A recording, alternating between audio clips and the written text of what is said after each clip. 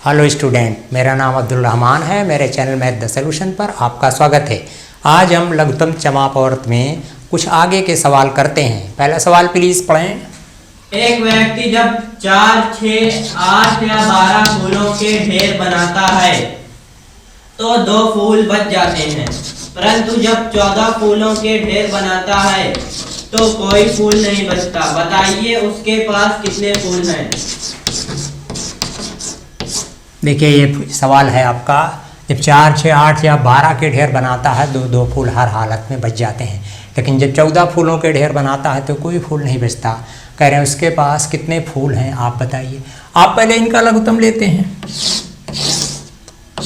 2 दूनी 4, 2 तिहाई 6, 2 चौको 8, 2 छंग 12, 2 एकम 2, 3 में नहीं जाएगा। 2 दूनी 4, 2 तिहाई 6, फिर 2 से 1, 3, 1, 3 और फिर 3 से 1, 1, 1, 1, तो 2 दूनी 4, दूनी 8, 24 24 आता है।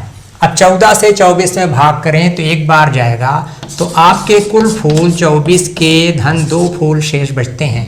24 है, लेकिन के एक और गुणा जब मान लेते हैं, उसका एक और खंड मान लेते हैं, अपवर्तक मान लेते हैं, जिससे गुणा करने पर इतने फूल रहेंगे। हमें निश्चित रूप से तो मालूम नहीं है। तो अब इसमें 14 से भाग करेंगे तो हो जाएगा 14 के धन 10 के धन 2। तो आप देखें यहाँ पर 14 में 10 जोड़ देंगे वही 24 आ जाएगा। अब के का ऐसा मान रखना है कि के को उसमें जोड़ देने पर आपका 14 से ये हिस्सा विभाजित हो जाए। तो 14 से विभाजित हो आराम से।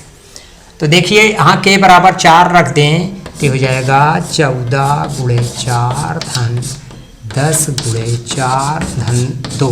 तो 10 चौक 40, 2 42, 14 तिरिक 42 हो जाएगा। तो 14 चौको 56 धन 10 चौक 40, 2 42। अब जोड़ दें 6 2 8 और 5 4 9, 98 फूल उसके पास निश्चित रूप से थे। ये तरीका होता है इस तरह के सवालों को लगाने का। प्लीज दूसरा सवाल पढ़ें। मोहन के पास कुछ पेन हैं जिन्हें वह डब्बों में रखता है। यदि वह उन्हें 3, 4, 5, 6 की संख्या में रखता है तो उसके पास एक पेन बचता है। यदि वह प्रत्येक डब्बे में 7 पेन रखता है तो उसके पास कोई पेन शेष नहीं बचता। बताइए उसके पास कितने पेन हैं? देखिए, चलिए आप इनका जो है लघुत्तम लेते हैं। 3, 2 दूनी 4, 5, 2 तिहाई 6, 3, 2 एकम 2, 5 और 3, 3 एकम 3, 5, 3 एकम 3 और 5 से 1, 1, 1, 1। अब इन सब का गुणा करें, ये 60। अब देखिए ये आपका हो जाएगा 60 के प्लस 1, एक बच रहा है। अब देखिए 7 8 56, तो ये हो जाएगा 56 के धन 4 के धन 1।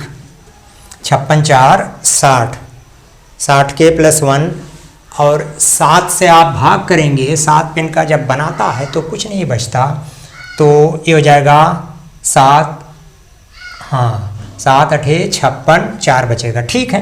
अब के का एक ऐसा मान रखे कि इन दोनों का जोड़ के से 4 में गुणा करने पर इन दोनों का जोड़ 7 से पूरा पूरा कट जाए। देखिए 2 रखेंगे, 4 दूनी 8 1 9, 4 तिहाई 12 1 13, 4 चौको 16 1 17, 4 पंजे 20 1 21 के बराबर अगर आप 5 रख दें तो हो जाएगा 56 गुणे 5 धन 4 गुणे 5 धन 1।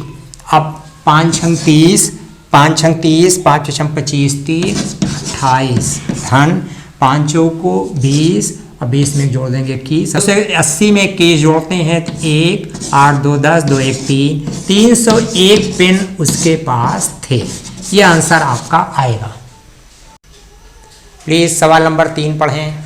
वह छोटी से छोटी संख्या ज्ञात कीजिए जिसे 6, 8, 12, 15 और 30 से भाग देने पर 4 शेष बचे, परंतु संख्या 11 से विभाजित हो जाए।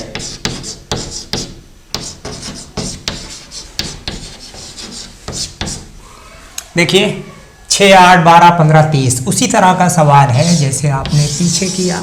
इसका आप लघुत्तम निकालें। 2 3 6, 2 चौको 8, 2 छंग 12, 2 एकम 2, 2 पंजे 10।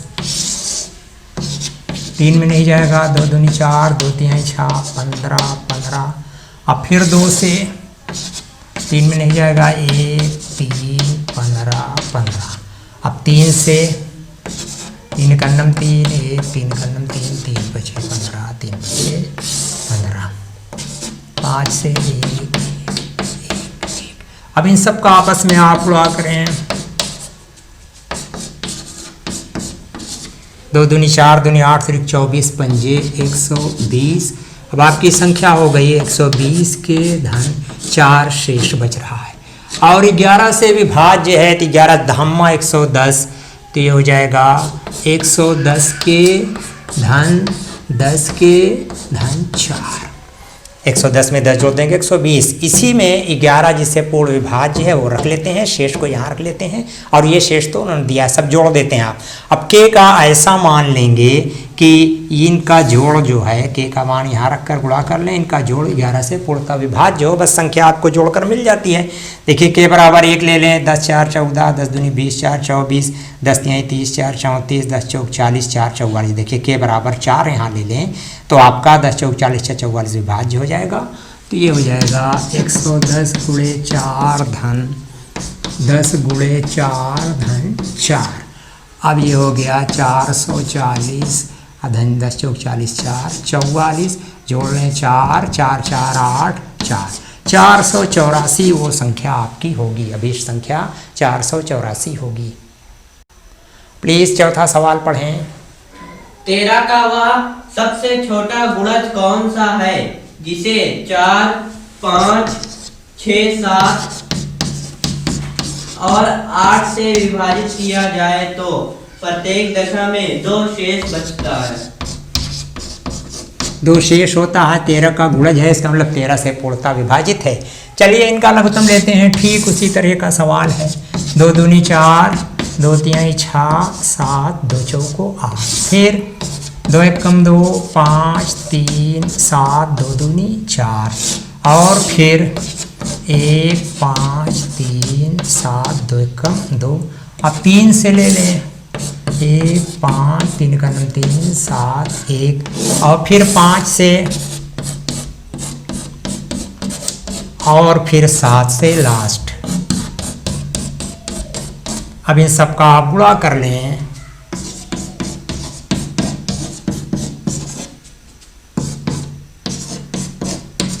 देखिए गुणा करेंगे। 2 दूनी 4 दूनी 8 3 24 पंजे 120। 120 में 7 से 12 सिफरे सिफर और 12 7 84 840।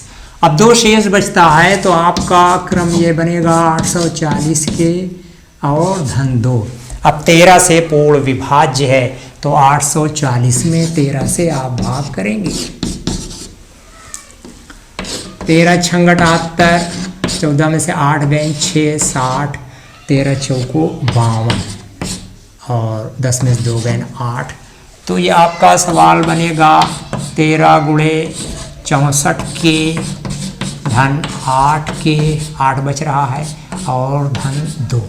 अब देखिए के का ऐसा मान लेंगे कि आप जो हैं इन दोनों का योग के से 8 में गुणा करके और 2 जोड़ दें तो 13 से पूरा पूरा विभाज्य हो जाए। देखिए 8 का नम 8, 2 10, 8 दूनी 16, 2 18, 8 3 24, 2 26। देखिए के बराबर 3 रख ले तो 8 3 24, 2 26, 13 दूनी 26। ये 13 गुणे 64 गुणे 3, 8 3 24, 3 धन 8 गुणे 3 धन 2। अब इन सब का गुणा करें। 13 से 64 में गुणा करेंगे तो 13 चौको 52 हासिल 2 और हासिल 5, 13 चौको 13 छंग 78 और 5 83, 832। उसमें 3 से गुणा करें। 3 दूनी 6, 3 3 का 9, 3 8 24, 2496 धन 8 3 24, 2 26। अब जोड़ दें। 6 6 12 की 2 हासिल 1, 2 1 3 9 12 की 2 हासिल 1, 4 1 5 और ये 2 2522 ये आपका आंसर होगा। ठीक है स्टूडेंट, आज के लिए ये 4 सवाल। इस कड़ी में आप ये 4 सवाल देख रहे हैं, जितनी कड़ियाँ प्रस्तुत की जा रही हैं सब एक एक विधियों पर आधारित हैं और वनडे एग्ज़ाम के लिए बहुत ही आवश्यक हैं, यूज़फुल हैं। तो अगर आपको मेरा ये वीडियो पसंद आया हो तो प्लीज़ मेरे चैनल को लाइक करें, शेयर करें और चैनल को सब्सक्राइब करें, बेल आइकन को प्रेस कर दें ताकि हर आने वाली नई वीडियो का नोटिफिकेशन आपको मिलता रहे। Thank you.